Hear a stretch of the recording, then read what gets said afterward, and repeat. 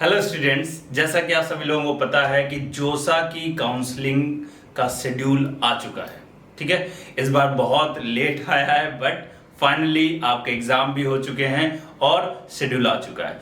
तो मैं आपको बताना चाह रहा हूं कि जैसा मैंने प्रॉमिस किया था कि मैं आपको गाइड करता रहूंगा जब तक कि आपकी फाइनल काउंसलिंग नहीं हो जाती है। इस वजह से जो भी शेड्यूल आया हो उस पर मैंने कुछ चीजें बताई हुई हैं कि शेड्यूल में क्या ध्यान रखना है, कैसे करना है। और जैसे पहले होता था 7 राउंड में काउंसलिंग होती थी, लेकिन इस बार जोसा ने 6 राउंड में ही काउंसलिंग कंप्लीट करने के लिए काम किया है। पहले हमको रिपोर्ट करने जाना पड़ता है था नियरेस्ट एनआईटीज या आईआईटीज या जीएफटीआईज या ट्रिपल आईआईटीज में, बट अब सारी रिपोर्टिंग ऑनलाइन हो चुकी है, कहीं भी जाने की जरूरत नहीं है। लेकिन हाँ, जो लास्ट में 9 नवंबर से 13 नवंबर तक फाइनल रिपोर्टिंग है जो कि अलॉटेड इंस्टीट्यूट में करनी होगी आपको, उसके लिए जोसा ने पूरा फ्रीडम दिया हुआ है कि अगर मान लो सिचुएशन कोरोना की वजह से परमिट नहीं करती है तो आपको ऑनलाइन आपको वहां पे रिपोर्ट करना है, और अगर सिचुएशन आपको परमिट करती है तो फिर आपको फिजिकली वहां पे जाके मतलब आपको रिपोर्ट करना पड़ेगा। अब दूसरी चीज ये आती है कि दूसरा जो इंपॉर्टेंट पॉइंट है तो ध्यान रखना है वहां पे ऑनलाइन ही क्वेरी। जैसे आप अगर मान लो रिपोर्टिंग सेंटर में फिजिकली जाते हैं तो आप सारे डॉक्यूमेंट दिखाते हैं, फिर वो आपसे क्वेश्चन करते हैं, आप उनका आंसर देते हैं। ठीक है, अब ये सारा काम ऑनलाइन होगा, तो जब भी आप कुछ सारे डॉक्यूमेंट्स अपलोड करेंगे तो उधर से आपको ऑनलाइन क्वेरीज आएगी। और वो क्वेरीज कहां पे आएगी? जो आपने जोसा में लॉगिन पोर्टल, लॉगिन आईडी मिली होगी, पासवर्ड मिला होगा आपको, तो जैसे ही लॉगिन करेंगे तो उससे डैशबोर्ड होगा, वहां पे डैशबोर्ड में आपको दिखने लगेगा कि आपको क्वेरीज जनरेट की गई हैं। अब वो क्वेरीज का आंसर वहीं से करना है या आपको मेल से करना है, ये एक देखने वाली बात होगी। वो मैं आपको जब ये लॉगिन करने का डिटेल आ जाएगा तब मैं आपको एक बार लॉगिन करके बताऊंगा कि कैसे करना है। लेकिन क्वेरीज आपको चेक करते रहना है। जैसे पहले राउंड की जो क्वेरीज है वो 17 अक्टूबर से 20 अक्टूबर तक है, 3 दिन का टाइम दिया है। बाद के राउंड में अब उन्होंने हार्डली एक ही दिन का टाइम दिया है। तो क्वेरीज मतलब जैसे ही आप फाइनल सबमिशन करते हैं, अलॉटमेंट हो जाए, आपको कॉलेज मिल जाए, तो आपको कॉन्टिन्यूअस अपनी जोसा का डैशबोर्ड देखते रहना कि कहीं कोई क्वेरीज तो जनरेट नहीं हुई, क्योंकि क्वेरीज का आंसर करना बहुत जरूरी है टाइम पे। तो ये बातों का कुछ बातें हैं जो ध्यान रखना है। बाकी आइए मैं आपको बताता हूं कि जोसा की वेबसाइट में क्या क्या चीजें अपडेट हो गई हैं और हमको उनसे क्या क्या इंफॉर्मेशन ले लेनी है। हेलो स्टूडेंट्स, देखिए हम लोग जानते हैं जोसा की वेबसाइट में क्या क्या अपडेट हो चुका है। जैसे मैं गूगल में टाइप करूंगा जोसा, तो आपको एक ये लिंक खुल के आएगा josa.nic.in। इसमें क्लिक करेंगे तो आपको ये इस तरह से होम पेज खुल के आ जाएगा। अब हमें देखना है काउंसलिंग का शेड्यूल आ चुका है। ठीक है, तो अभी से हम थोड़ा सा तैयारी कर लें कि क्या क्या हमको रिक्वायरमेंट होगी और कैसे कैसे इन्होंने काउंसलिंग का शेड्यूल रखा है इस बार, और क्या चेंजेस किए हैं पिछले साल से। वैसे मैंने पिछले साल का जो के हिसाब से एक वीडियो बना के पहले ही से रखा हुआ है, और वो डिस्क्रिप्शन बॉक्स में दे के रखा हुआ है। उसमें एलिजिबिलिटी क्राइटेरिया क्या है, आपको क्या क्या डॉक्यूमेंट्स रिक्वायरमेंट होगा, वो सब कुछ आपको वहाँ पे डिटेल में बताया हुआ है। इसका बस शेड्यूल अभी देख लेते हैं। ठीक है, तो आप यहाँ पे देखिए कि इन्होंने बोला है कि जो 2020 है उसके लिए क्या किया इन्होंने। 11 सितंबर को आपका जेई मेंस का एग्जाम, जेई मेंस का आपका रिजल्ट आ ही चुका है, वो तो आ ही चुका है। ठीक है, और जो 5 अक्टूबर है उसमें आपको जेई एडवांस का रिजल्ट अनाउंस कर दिया जाएगा, और जैसे ही जेई एडवांस का रिजल्ट आ जाता है उसके तुरंत बाद जोसा की काउंसलिंग शुरू हो जाती है। अब जोसा के थ्रू ही आपको आईआईटीज, एनआईटीज, जीएफटीआई मतलब जितने भी इंजीनियरिंग कॉलेज हैं गवर्नमेंट फंडेड या गवर्नमेंट के पूरी तरह से आईआईटीज या एनआईटीज, वो सारे के सारे आपको जोसा की थ्रू काउंसलिंग से ही मिलेंगे। इसका मतलब यह है कि आपको जोसा की वेबसाइट में अपना रजिस्ट्रेशन कराना ही पड़ेगा। तो इन्होंने क्या बोला है, 6 जो आपका अक्टूबर है, 6 अक्टूबर को आपको रजिस्ट्रेशन कराना पड़ेगा चॉइस फिलिंग करने के लिए। जो भी आपको रजिस्ट्रेशन में कुछ रिक्वायरमेंट होंगी आपकी, जैसे ईमेल आईडी मांगेगा आपका, जेई का मतलब रोल नंबर मांगेगा, वो मैं आपको अगले वीडियो में बता दूंगा। बेसिकली वहाँ पे रजिस्ट्रेशन पूरा आपको कराना है, 6 अक्टूबर से शुरू हो जाएगा रजिस्ट्रेशन कराना, तो रजिस्ट्रेशन करा लीजिएगा आप लोग भी। और 6 से 15 अक्टूबर मतलब पूरा एक वीक तक आपको चॉइस फिलिंग करने के लिए विंडो खुली रहेगी। आप अपने हिसाब से, अपनी रैंक के हिसाब से कॉलेज को आगे पीछे कर सकते हैं, ब्रांच को आगे पीछे कर सकते हैं, मतलब वहाँ पे सारी सुविधाएं अवेलेबल होंगी। वो भी मैं आपको करके बताऊंगा कि कैसे आपको स्लाइड करना है, कैसे आपको ब्रांच प्रेफरेंस करना है। और जैसे ही इसकी जोसा में रजिस्ट्रेशन होने लगेगा तब मैं आपको एक आईडी लेके और किसी तरह से आपको एक पूरा करके प्रोसीजर भी बताऊंगा। तो एक हफ्ते का पूरा विंडो खाली रहेगा जिसमें आप रजिस्ट्रेशन जैसे ही करेंगे तो आपकी रैंक के हिसाब से, अगर आपने आईआईटी क्रैक किया, मतलब आईआईटी जेईई एडवांस क्रैक किया है, तो आपको आईआईटीज भी आ जाएंगे वहाँ पे। अगर आपने एनआईटी क्रैक किया है और या फिर दोनों ही क्रैक हैं आपके, तो दोनों के आ जाएंगे, आईआईटी भी आ जाएंगे, एनआईटीज के भी उसमें ऑप्शन दिखाएंगे। अगर आपने सिर्फ एनआईटी क्रैक किया, मतलब आपने जेईई मेंस को क्रैक किया, तो एनआईटीज और जीएफटीआईज और ट्रिपल आईआईटीज वाले कॉलेज आपको दिखाई देंगे। अगर आपने जेईई एडवांस क्वालिफाई किया तो आईआईटीज भी दिखाएंगे, ठीक है। बोथ क्वालिफाई किया तो बोथ दिखाई देंगे, ठीक है। अगर आपने एक क्वालिफाई किया तो वही सिर्फ उसी के कॉलेज दिखाई देंगे, ठीक है।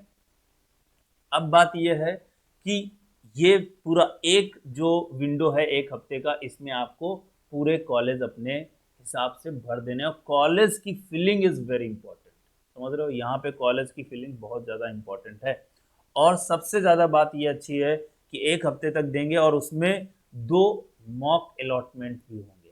मॉक अलॉटमेंट मतलब आपने अगर मतलब 12 तारीख से 6 तारीख को विंडो खुल जाएगी, 6 से 12 मतलब इतने दिन में अगर आपने एक मान लो अपना चॉइसेस पूरी अच्छे से फिल कर ली, तो उस समय जितने लोगों ने जिस हिसाब से फिलिंग करी होगी उसके बेसिस पे आपको क्या सीट मिल सकती है ऑल ओवर इंडिया में, वो आपको दिखाएगा। लेकिन मॉक जो सीट अलॉटमेंट होता है वो काफ़ी हद तक सही होता नहीं है, क्योंकि उस समय तक सारे बच्चे अवेयर ही नहीं होते हैं कि कैसे आपको सीट भरनी है, तो कुछ भी रैंडमली भरते रहते हैं। तो वही प्रॉपर गाइडेंस देने के लिए मैं यहाँ पे अवेलेबल हूँ। तो 6 से 15 तक आपको पूरी विंडो विंडो रहेगी और उसी में आपको भरना है पूरा अपना सारा।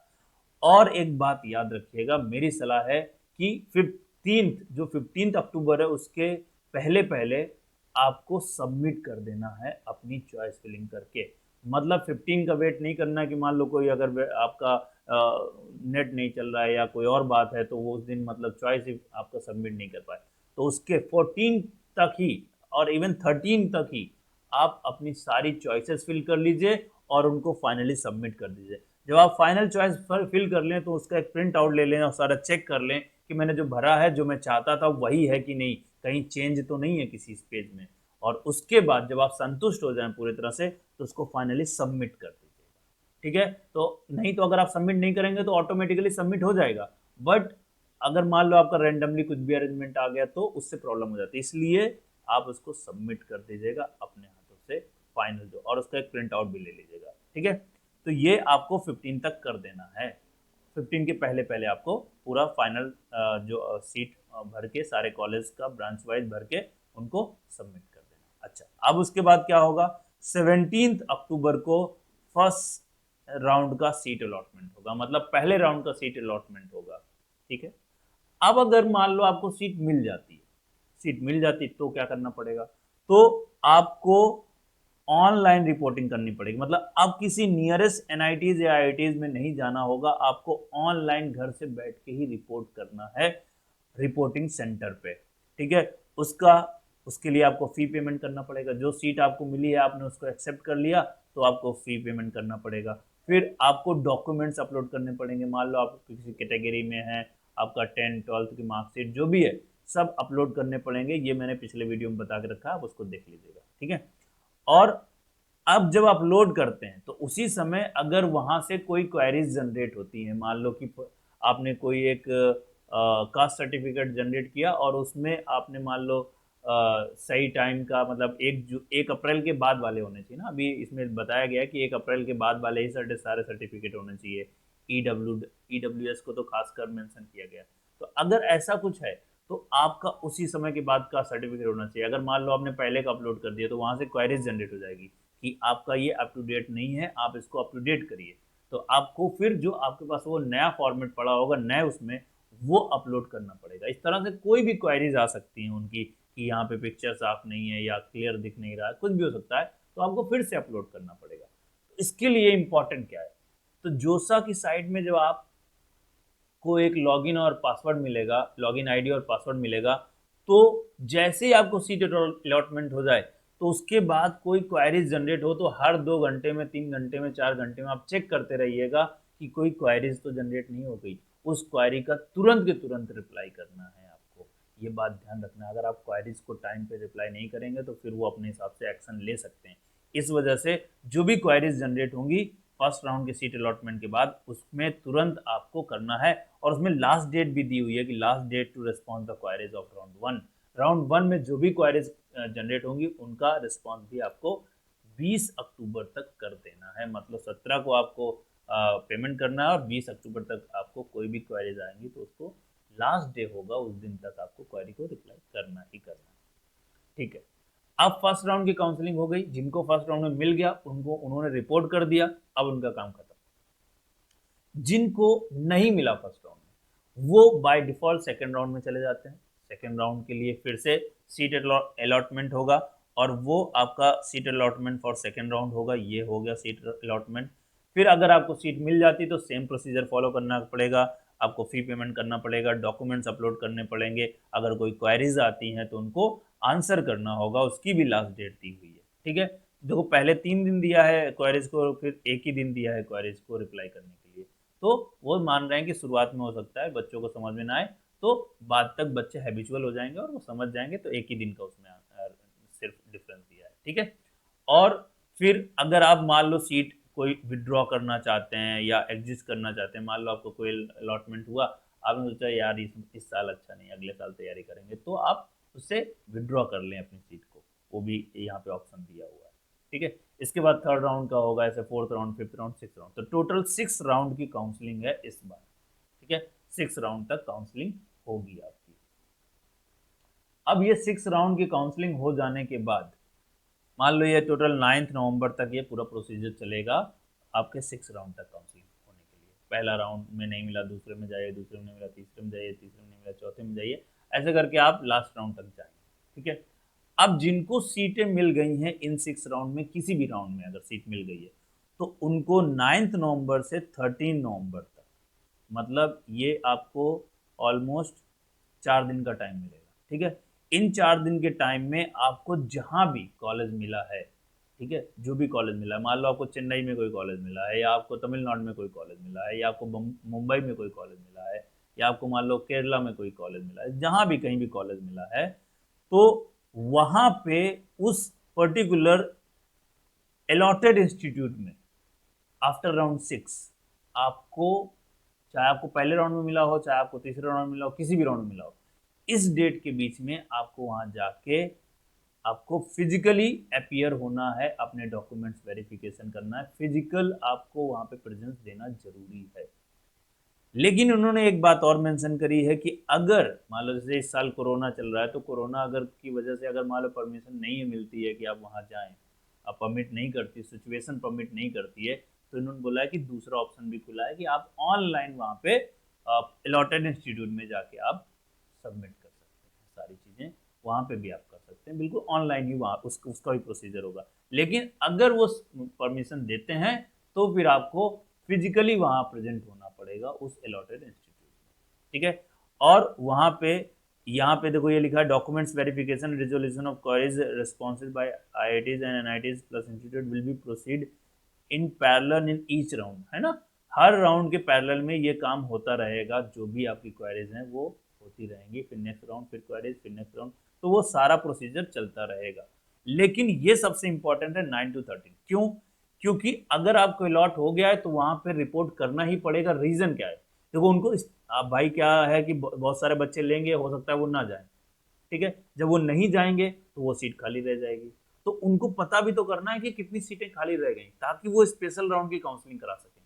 तो फाइनली आप चाहे रिपोर्ट कर चुके हैं, सब कुछ कर चुके हैं, डॉक्यूमेंट्स अपलोड कर चुके हैं, लेकिन फाइनल रिपोर्ट आपको करना पड़ेगा कहाँ पे, अलॉटेड इंस्टीट्यूट में। जो भी आपको, मान लो आपको एनआईटी इलाहाबाद मिला तो एनआईटी इलाहाबाद में, या फिर आईआईटी कानपुर मिला तो आईआईटी कानपुर में आपको जाके वहां पे करना ही पड़ेगा फिजिकली। लेकिन अगर कंडीशन वो आपकी नहीं, सिचुएशन अगर ऐसी नहीं होगी कि फिजिकली जा पाए, तो आपको ऑनलाइन वहां पे रिपोर्ट करना पड़ेगा। जब आप रिपोर्ट कर देंगे तो मान लिया जाएगा कि आप सीट आपकी पक्की हो गई है। ठीक है, उसके बाद मतलब फिर जो सीटें खाली रह जाएंगी उस पर स्पेशल राउंड की काउंसलिंग होगी उसके बाद। मतलब ये 6 राउंड का होने के बाद आपके रिपोर्ट करने के बाद मतलब 13 नवंबर के बाद ही समझ लो स्पेशल राउंड की काउंसलिंग का प्रोसीजर आएगा। उसमें भी जब आएगा तो मैं आपको बताऊंगा। तो ये पूरा शेड्यूल है इसके लिए जोसा के 2020 काउंसलिंग के लिए आईआईटीज एंड सारी एनआईटी प्लस सिस्टम के लिए। अच्छा, अब जोसा की फिर से वेबसाइट में चलते हैं, कुछ चीजें और देख लेते हैं। जैसे कि मान लो अब आपकी रैंक तो आ चुकी है, तो आप चाहते हैं कि कौन कौन से कॉलेज हैं जो पार्टिसिपेट कर रहे हैं इस साल पार्टिसिपेट कौन कौन से कॉलेज कर रहे हैं जोसा की काउंसलिंग में। तो आपको यहाँ पे 23 आपको आईआईटीज वो सारी लिस्ट दी हुई है कौन कौन से आईआईटीज हैं जो इसमें पार्टिसिपेट करेंगे। फिर आपको कितने नेशनल इंस्टीट्यूट हैं जो आपके पार्टिसिपेट कर रहे हैं वो भी आपको दिया है। ऑलमोस्ट 32 नेशनल इंस्टीट्यूट हैं जो आपके पार्टिसिपेट कर रहे हैं। फिर आपके कितने ट्रिपल आईआईटीज हैं वो भी कौन कौन से हैं, वो भी कौन कौन से पार्टिसिपेट कर रहे हैं 26, वो भी आपको सारा कुछ दिया हुआ है। ठीक है, अदर गवर्नमेंट फंडेड जो आपके हैं सेंट्रल गवर्नमेंट फंडेड इंस्टीट्यूट हैं या यूनिवर्सिटी हैं जो भी हैं वो कितनी है, वो आपकी 30 हैं। वो कौन कौन सी हैं किसी से पूछने जाने की जरूरत नहीं, सब कुछ जोसा की काउंसलिंग जोसा की वेबसाइट में ही अवेलेबल है। आपको पूछना नहीं कि एचबीटीआई कॉलेज है क्या वो जोसा की काउंसलिंग में है कि नहीं, या कोई फलाना कॉलेज है ये मेरे यहाँ का बहुत फेमस कॉलेज है क्या ये है क्या जोसा में, कुछ भी पूछने की जरूरत नहीं। सब कुछ जोसा में दिया है कि कौन कौन से कॉलेज हैं या कौन कौन सी यूनिवर्सिटीज हैं जो इसमें पार्टिसिपेट कर रही हैं। क्लियर, सब कुछ दिया है, चाहे वो गवर्नमेंट फंडेड हो, चाहे वो आपके एनआईटीज हो, चाहे वो ट्रिपल आईआईटीज हो, चाहे वो आईआईटीज हो, सारी लिस्ट यहाँ पे आपके सामने है। ठीक है, अब आ जाते हैं अगली चीज यहाँ पे कि आपको अगर मान लो देखना है कि पिछले साल का ओपनिंग और क्लोजिंग या उसके पिछले साल का ओपनिंग और क्लोजिंग रैंक क्या था, तो 2019 का दिया है, 2016 से 2017 2018 सारा दिया ओपनिंग एंड क्लोजिंग रैंक। तो आप यहाँ से 2019 का ओपनिंग एंड क्लोजिंग रैंक देख सकते हैं। ठीक है, ओपनिंग एंड क्लोजिंग रैंक यहाँ पे खोलेंगे तो आपको यहाँ पे खुल जाएगा। ठीक है, पूरी लिस्ट आ जाएगी यहाँ पे। आप देखिए Indian Institute of Technology Bhubaneswar का सिविल इंजीनियरिंग का 4 ईयर का प्रोग्राम अगर आप लेते हैं तो क्या है आपका opening and closing rank general category के लिए 6546 से 7720 ये क्लोजिंग रैंक थी। मतलब लास्ट जो सीट मिली थी इस रैंक वाले को मिली थी, जो पहली सीट मिली थी वो इस रैंक वाले को मिली थी। तो ये उसका ओपनिंग। तो आपकी रैंक कहाँ पे लाई करती है, इससे आप पता कर सकते हैं कि आपको कौन सा कॉलेज मिलेगा या कौन से कॉलेज के लिए आप एलिजिबल हैं। मेरे से बहुत सारे बच्चों ने क्वेश्चन किया है इसमें कमेंट बॉक्स पे कि सर मेरी ये रैंक है, ये मेरा परसेंटाइल है, आप बता दीजिए कि इसमें से कौन सा कॉलेज मुझे मिल जाएगा। तो ये पूछने की जरूरत नहीं है, सीधा आप जाइए वेबसाइट पे ओपनिंग एंड क्लोजिंग रैंक देखिए हर इंस्टीट्यूट की और आपकी कहाँ पे लाई करती है रैंक। चाहे वो ईडब्ल्यूएस हो, देखो यहाँ पे सब general category, general PWD, EWS, OBC non criminal layer, SC ST general, EWS, मतलब सब भुवनेश्वर के बारे में ही बता रहा है। ट्रिपल आईआईटी भुवनेश्वर के बारे में ही एससी एसटी कैटेगरी का हर ब्रांच वाइज। जैसे सिविल के लिए देखो SC, OBC non criminal, EWS general, सारी seat opening and closing rank सब कुछ दिया हुआ है। ऐसे फिर जाएंगे नीचे तो आपको भुवनेश्वर का कंप्यूटर साइंस के बारे में सारी इंफॉर्मेशन दी है। फिर आईआईटी भुवनेश्वर का इलेक्ट्रिकल साइंस के बारे में, इलेक्ट्रिकल इंजीनियरिंग के बारे में पूरा, इलेक्ट्रॉनिक के बारे में पूरा इंफॉर्मेशन दी है, मैकेनिकल के बारे में पूरी इंफॉर्मेशन दी हुई है। फिर वहाँ पे मेटलर्जिकल के बारे में सारी इंफॉर्मेशन दी है। मतलब आपको हर इंस्टीट्यूट और उसकी ब्रांच में ओपनिंग और क्लोजिंग रैंक विद कैटेगरी सारी कुछ यहाँ पे दिया हुआ है। आपको किसी से पूछने की जरूरत नहीं है, आपको पिछले साल आपकी इस रैंक पे पिछले साल क्या कॉलेज मिलता है ये सारा दिया हुआ। आप इसके पिछले साल भी देख सकते हैं, उसके पिछले साल भी कॉलेज के ओपनिंग और क्लोजिंग का पूरा डेटा यहाँ पे दिया है। वहां से आप पता कर सकते हैं कि आपकी इस रैंक पे कौन सा कॉलेज मिलेगा।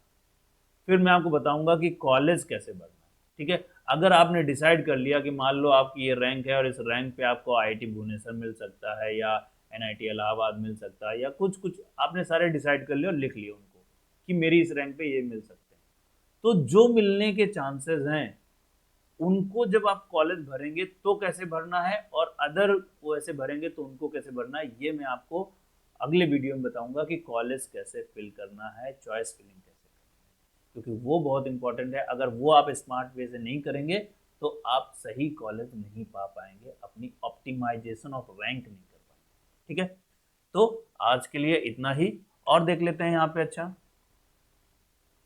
और कुछ दिया है क्या? ये सीट मैट्रिक्स अभी ये नहीं आई है, ये अभी नहीं आई है, सिर्फ यही चीज़ें हैं। सर्टिफिकेट ऑफ फॉर्मेट वो भी नहीं है, ये जल्दी अपलोड करेंगे। आपको यहीं से फॉर्मेट लेना है, जिस फॉर्मेट में आपको सर्टिफिकेट भाई तो इसी का फॉर्मेट फॉलो करना है, ठीक है। तो ये सब चीज़ें आपको दी हुई हैं, ठीक है। आज के लिए इतना ही करते हैं, नेक्स्ट वीडियो में मैं आपको और आगे बताऊंगा, और बहुत सारी चीज़ें जब भी जैसे जैसे जो सा अपलोड कर अपडेट करता रह जाएगा सारी चीज़ें मैं आपको बताता